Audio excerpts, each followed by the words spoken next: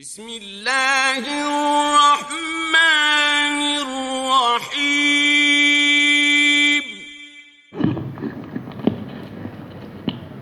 السلام علیکم ورحمۃ اللہ وبرکاتہ۔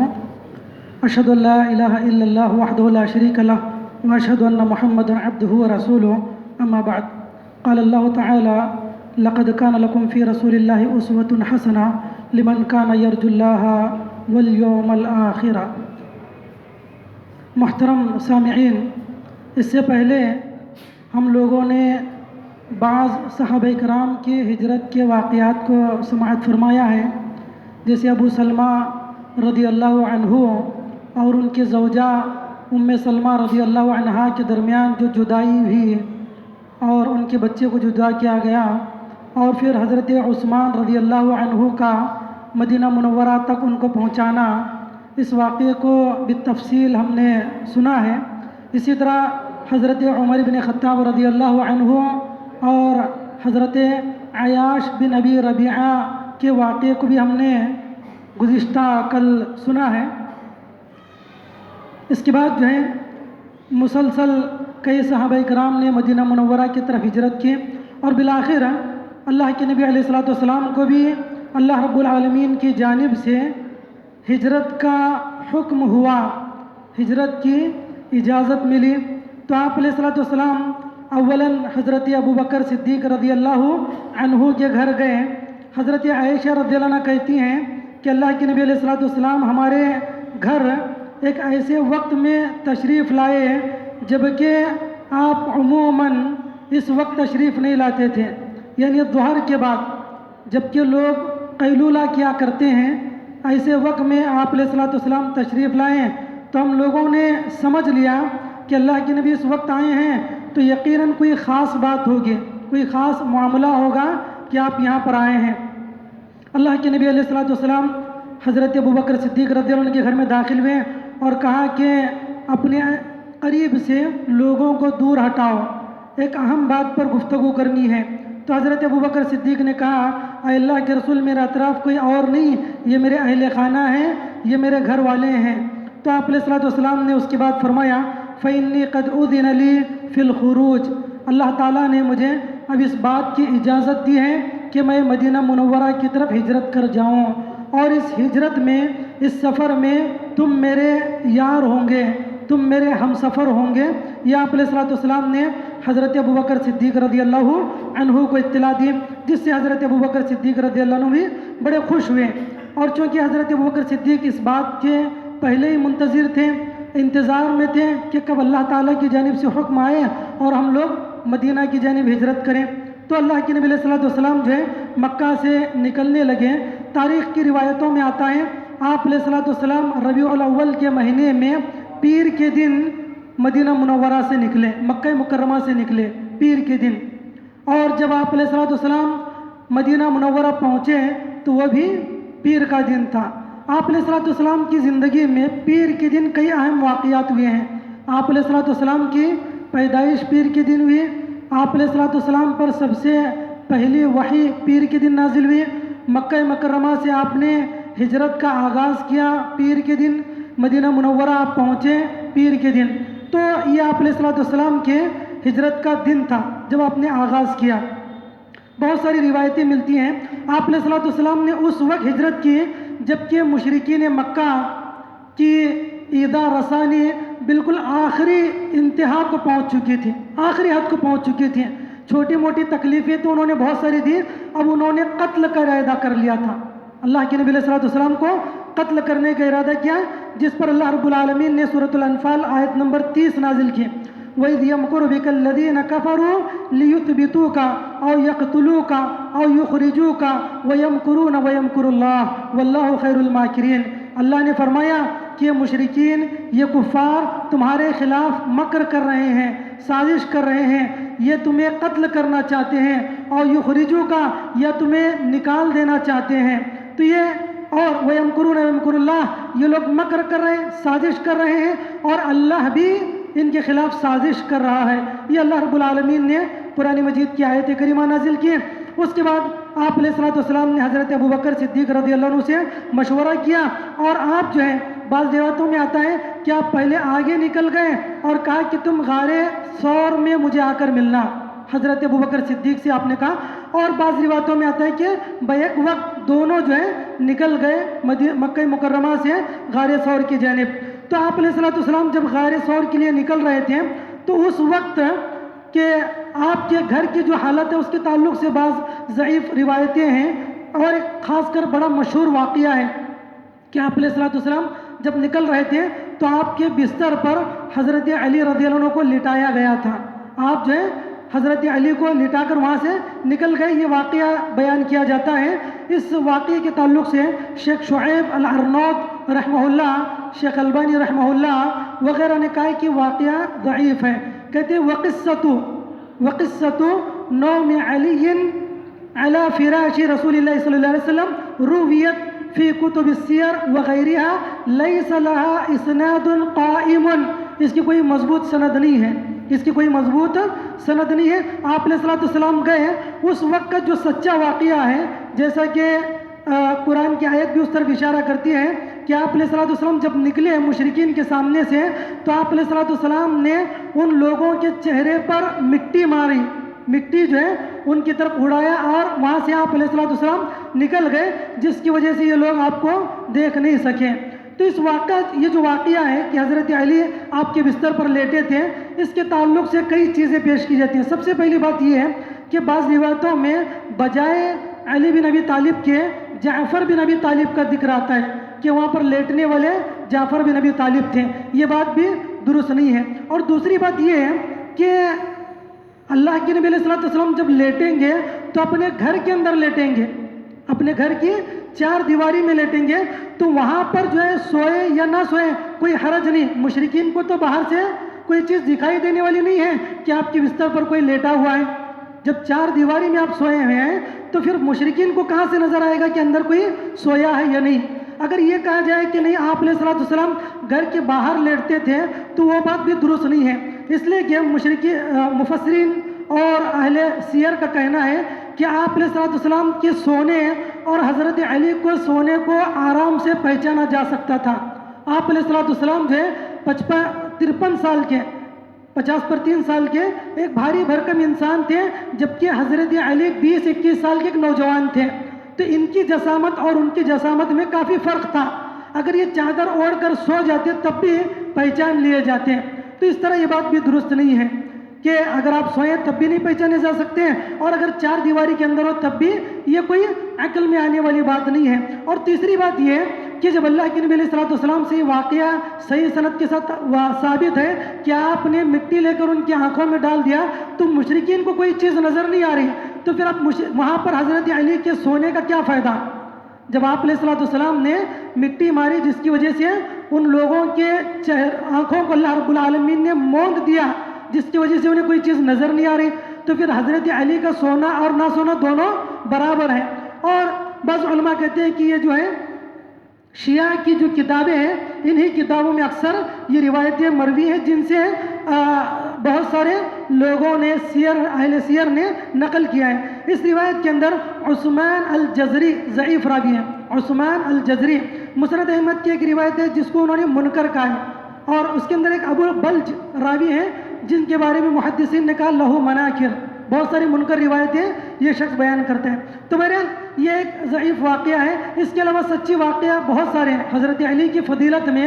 اگر حضرت علی کی فضیلت ہی کو ثابت کرنا ہو تو ان کی فضیلت میں، ان کی منقبت میں بہت ساری صحیح روایتیں ہیں جو ہمیں اس سے بے نیاز کر دیتی ہیں. اسی طرح ایک واقعہ یہ بیان کیا جاتا ہے کہ جب ایک اللہ کے نبی علیہ الصلوۃ والسلام غار ثور کے اندر رہے 3 دن تک آپ علیہ الصلوۃ والسلام وہاں پر موجود رہے.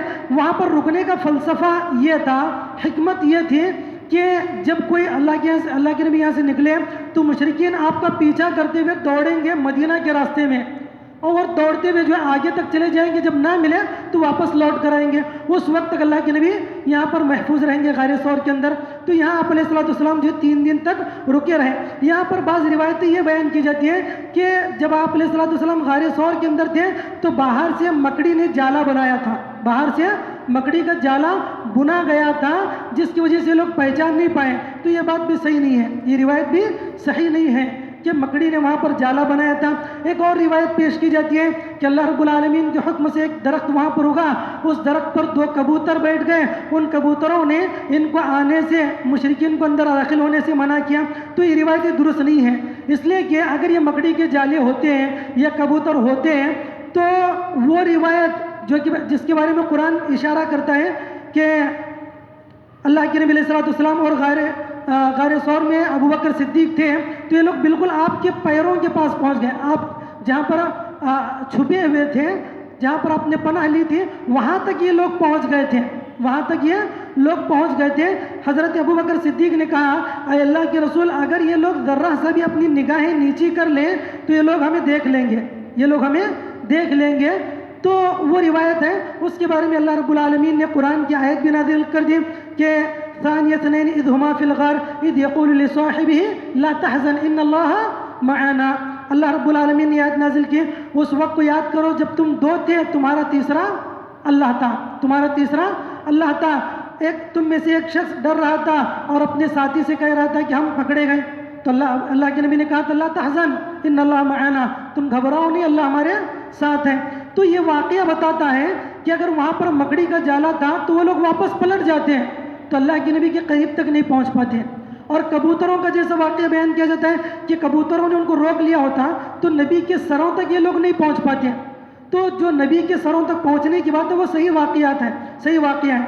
تو اس طرح ضعیف روایتیں آ جاتی ہیں تو اس کی وجہ سے صحیح روایتوں میں تضاد پیدا ہو جاتا ہے، صحیح روایتوں میں تضاد پیدا ہو جاتا ہے۔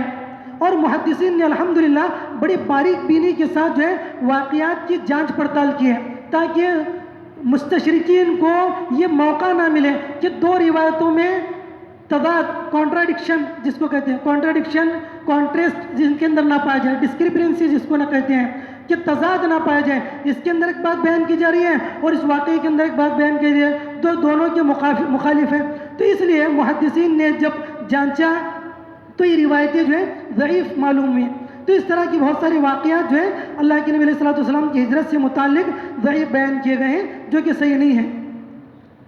اللہ کے نبی علیہ السلام جو ہے مکہ مکرمہ سے نکل لے پیر کے دن، تو آپ علیہ السلام جب نکلے تو آپ کے نکلنے کا انتظام جو ہے حضرت ابوبکر صدیق اور ان کے اہل خانہ نے کیا۔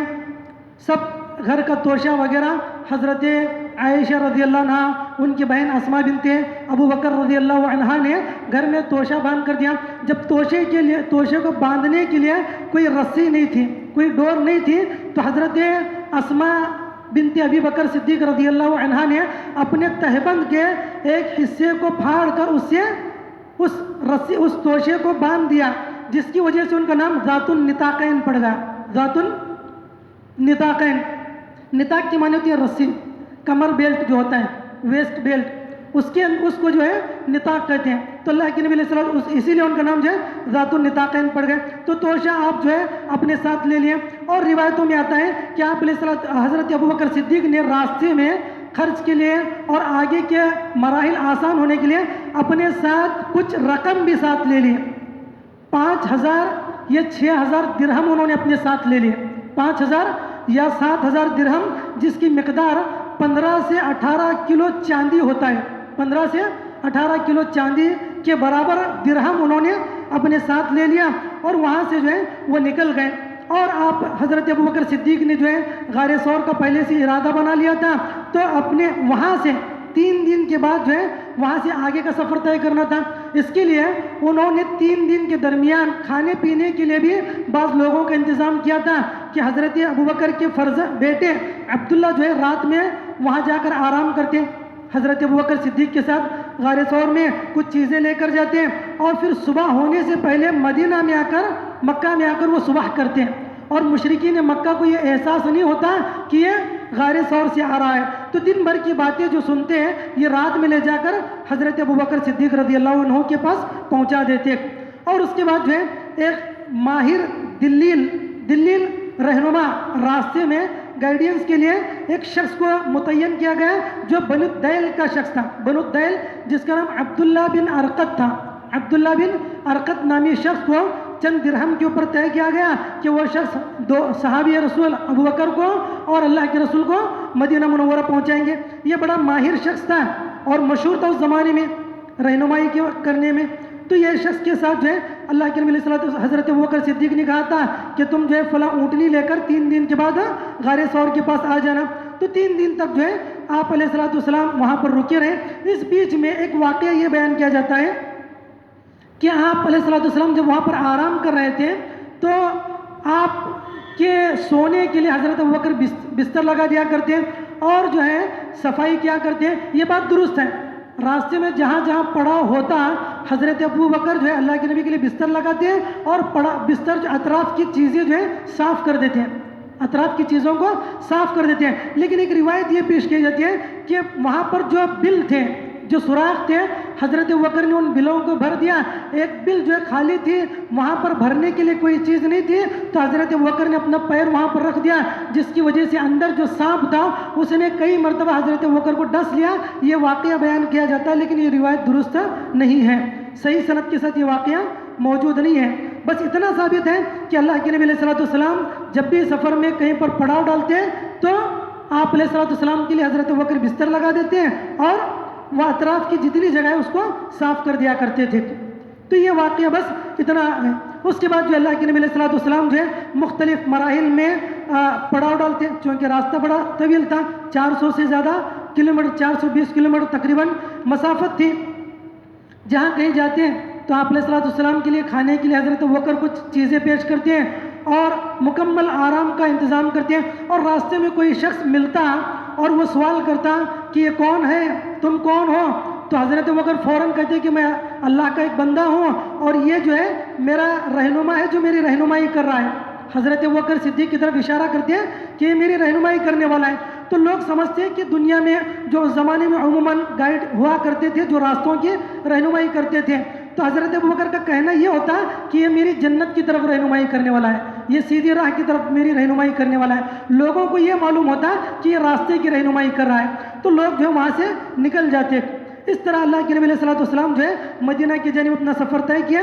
اور اس کے بعد جو ہے راستے میں ایک واقعہ, ایک گھر میں آپ علیہ الصلوۃ والسلام جو ہے گھر کے پاس پہنچے, ام معبد کے پاس. ام معبد, اس کے تعلق سے بعض روایتوں میں ام معبد کے پاس آپ گئے اور بعض روایتوں میں ابو معبد کے پاس گئے. بہرحال ام معبد بیوی ہیں, ابو معبد جو ہے ان کے شوہر. آپ علیہ الصلوۃ والسلام وہاں پر پہنچے. مختلف اس حدیث کی سند ہے, تمام طرق ملا کر یہ حدیث صحیح ہے. یہ حدیث صحیح ہے کہ اللہ کے رسول علامہ البانی رحمہ اللہ کہتے ہیں قد يرتقي الحديث الى الحسن اب الصحة بطرق. تمام طرق ملا کر یہ حدیث واقعہ بالکل صحیح ہے کہ آپ علیہ الصلوۃ والسلام ابو محمد کے گھر گئے اور جب آپ وہاں پر گئے تو پوچھا کہ کچھ کھانے کے لیے کوئی چیز ہے, پینے کے لیے کوئی چیز ہے. ام معبد نے کہا کہ نہیں ہے. بعض روایتوں میں کہ ابو محمد نے کہا کہ کوئی چیز نہیں ہے. تو آپ نے کہا کہ کوئی بکری ہے, تو کہا وہ بکری ہے لیکن دودھ نہیں دیتی ہے. تو اللہ کے نبی علیہ الصلوۃ والسلام نے اس بکری کو بلایا, بکری کو منگوایا. جب آپ کے پاس بکری لائی گئی فمسح ذرعها بيده ودعا الله.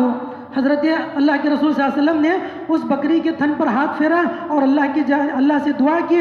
وحلب في اناء حتى علت الرغوة. جب آپ نے دعا کی اور اس بکری کا دودھ دھویا گیا تو بڑی مقدار میں اس بکری سے دودھ نکلا, بڑی مقدار میں, اور اس دودھ کے اوپر جو ہے جھاگ پھیلنے لگا, یعنی اتنا دودھ آ گیا کہ اوپر جھاگ جمنے لگا. وہ شریب الجمیع, تمام لوگوں نے دودھ پی لیا. ابو بکر صدیق نے بھی رضی اللہ عنہ نے بھی پی لیا اور جتنے لوگ تھے سب لوگوں نے اس دودھ کو پی لیا اور سب کے سب جو ہے شکم سیر ہو گئے. پھر اس کے بعد اللہ کے نبی علیہ الصلوۃ والسلام نے ان دونوں کے لیے دعا کی. پھر انہوں نے پوچھا, ابو محمد نے پوچھا کیا تم وہی شخص ہو انت الذی یزعم قریش انک صابی, کیا تم وہی آدمی ہو جس کے بارے میں قریش کا یہ کہنا ہے کہ بے دین ہو گیا ہے, کیا تم وہی شخص ہو؟ تو اللہ کے نبی نے کہا کہ ہاں یہ تو ان کا کہنا ہے, لیکن میں اللہ کا رسول ہوں. پھر اللہ کے نبی صلی اللہ علیہ وسلم کے جو معاملہ وہاں پر ہوا اس واقعے کو دیکھ کر اور اللہ کے نبی صلی اللہ علیہ وسلم کی باتوں کو سن کر وہ لوگ سمجھ گئے کہ یہ نبی جو ہے یہ کوئی جھوٹا شخص نہیں ہو سکتا. انہوں نے کہا اشہد ان ما جئت به حق. انہوں نے کہا کہ میں اس بات کی گواہی دیتا ہوں کہ جو چیز آپ لے کر آئے ہو وہ حق ہے, وہ برحق ہے. پھر انہوں نے اسلام قبول کر لیا. یہ واقعہ جو ہے ابو معبد رضی اللہ عنہ کا ہے. اس طرح جو ہے ایک معجزہ آپ کے سفر کے اندر پیش آیا. اسی طرح کا ایک واقعہ جو ہے اب حضرت ابوبکر صدیق کے ساتھ یہ ہوا کہ راستے میں کچھ اور چلے تو کچھ بکریوں کا ریوڑ نظر آیا. وہاں پر بھی جو آپ علیہ السلام نے پوچھا کہ کوئی کچھ دودھ ہے پینے کے لیے, تو بچے نے کہا کہ دودھ نہیں ہے, تو بکری لائی گئی. پھر وہی واقعہ ہوا, اور یہ بھی روایت بالکل صحیح ہے. اور دیکھیے اس زمانے میں دودھ اصل غذا تھی. اس زمانے میں دودھ, کھجور, گوشت, ستو یہ ان کی بنیادی غذائیں تھیں. دودھ پی کر وہ لوگ پورا پورا دن گزار لیا کرتے تھے. تو اصل غذا تھی ان کی دودھ. اور دودھ بھی ماشاءاللہ نیچرل اور اصلی دودھ ہوا کرتا. آج کل تو جانوروں سے نکلنے والا دودھ بھی اصلی نہیں ہوتا, اور بلکہ جانور بھی اصلی نہیں ہوتے. تو بہرحال اس زمانے میں اللہ کے نبی علیہ السلام نے کے زمانے میں لوگ دودھ پی کر جو ہے بڑی بڑی جنگیں لڑا کرتے اور پورا دن جو ہے گزار دیا کرتے. تو ایک واقعہ ہوا, دودھ آپ علیہ السلام نے پیا, حضرت ابوبکر صدیق نے پیا, اس بچے نے پی لیا. تو یہ واقعہ بھی جو ہے آپ علیہ السلام کے ساتھ سفر کے دوران ہوا. اس کے بعد جو ہے پھر آپ علیہ السلام جب نکلے وہاں سے غار ثور سے اور کچھ دور آگے پہنچے ہیں, تو یہاں پر مکہ والوں نے جب ان کو تلاش کیا نہیں پکڑ پائے, تو انہوں نے لوگوں میں یہ اعلان کر دیا کہ جو بھی شخص محمد کو اور ان کے ساتھی ابوبکر کو زندہ یا مردہ لے کر آئے, ہم ان کو 100 اونٹ دیں گے. 100 اونٹ ہم ان کو دیں گے اگر کوئی زندہ یا مردہ شکل میں ان کو لے کر آئے صلی اللہ علیہ وسلم. تو اس بات کو سن کر کئی لوگ جو ہے پیچھے لگے. ان میں سراقہ بن مالک بن جوسم مشہور واقعہ ہے. یہ بھی جو ہے پیسوں کی لالچ میں نکل گئے. اس وقت مسلمان نہیں تھے, ابھی وہ مسلمان نہیں تھے, نکل گئے. کہتے ہیں وَقَدْ كُنْتُ أَرْجُو أَنْ أَرُدَّهُ عَلَىٰ قُرَيْشٍ فَآخُذُ الْمِئَةَ النَّاقَةَ. اس وقت میری یہ خواہش تھی, میری حرص تھی کہ میں ان کو لے کر جو ہے قریش کے حوالے کر دوں اور 100 اونٹ کا جو انعام ہے وہ میں حاصل کر لوں. اس نیت کے ساتھ جو ہے وہ نکلے. تو کئی مرتبہ راستے میں ان کا جو گھوڑا تھا, آپ علیہ السلام اونٹنی پر تھے اور یہ گھوڑ سوار تھے, بڑا تیز رفتار گھوڑا تھا, اور بہت جلد جو ہے انہوں نے یہ جو ہے اللہ کے رسول صلی اللہ علیہ وسلم کے قریب تک پہنچ گئے. جب قریب پہنچ گئے, ہوا یہ کہ کئی مرتبہ ان کے گھوڑے کے پیر جو ہے زمین میں دھستے گئے. یہ روایت صحیح ہے. حضرت سراقہ بن مالک بن جوسم کی روایتوں میں بھی کئی طرق سے روایت مروی ہیں, کچھ طرق ضعیف ہیں, کچھ طرق صحیح ہیں. ایک واقعہ یہ بیان کیا جاتا ہے کہ اس وقت جب ان کے پیر دھس گئے تو اللہ کے نبی نے کہا تھا کہ اے سراقہ تم واپس چلے جاؤ, جب قیصر و کسریٰ فتح ہوگا تو اس کے کنگن تمہیں پہنائے جائیں گے. یہ واقعہ مشہور ہے, یہ واقعہ مشہور ہے, لیکن یہ واقعہ صحیح نہیں ہے کہ آپ علیہ السلام نے یہ کہا ہو کہ کنگن پہنائے جائیں گے. یہ روایت ضعیف ہے. بس یہ واقعہ صحیح ہے کہ آپ علیہ السلام کا پیچھا انہوں نے کیا اور راستے میں کئی مرتبہ ان کے گھوڑے کے پیر دھسا دیے گئے. پھر آخر انہوں نے اللہ کے نبی سے امان طلب کیا.